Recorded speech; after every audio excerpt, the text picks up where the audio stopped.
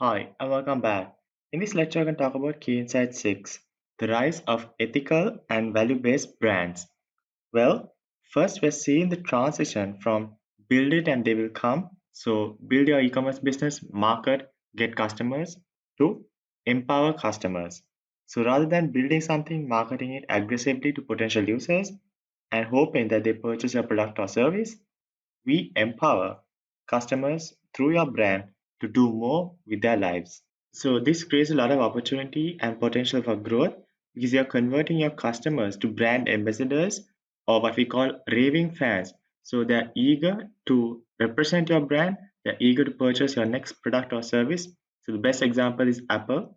So whenever a new iPhone or an Apple device comes out, people are waiting in line to get the new device. So it also creates a culture of promoting the brand because people value Apple as something that's premium and prestige, and people want to be a part of that ecosystem. Another example would be Nike. So because they promote as just do it and all these empowerment ads they put, people want to be a part of the brand because it represents something, it represents a mission, a purpose that all of them love committing to. Then we have things like staying consistent with your brand values. So rather than bending your values and principles to increase the profit, standing by your values and principles will reap exponential goods in the long term. So because our customers are more concerned right now with values, ethics, and principles, your brand will last longer if you focus on ethics, values, and principles and doing the right thing and not necessarily the convenient thing. So if you look at a few statistics, 68% of the US customers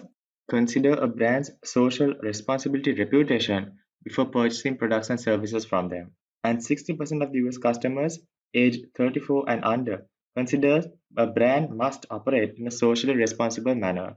And 52% of the customers aged 60 and above consider brands must operate in a socially responsible way as well. So we are seeing a generational transformation. So not just limited to millennials, Gen X, and Gen Z. So we're seeing baby boomers also valuing the ethics, values, and principles of brands. Moving forward, we have internationally acclaimed or accepted certifications which certify the business is balancing purpose and profit. So international certifications like Certified B Corporation is leading businesses with criteria such as stakeholder capitalism.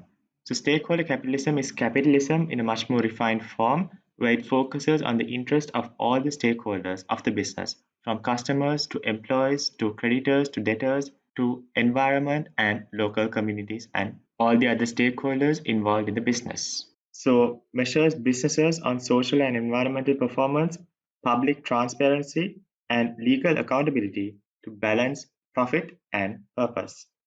Then we are seeing things like capturing the value-based spending.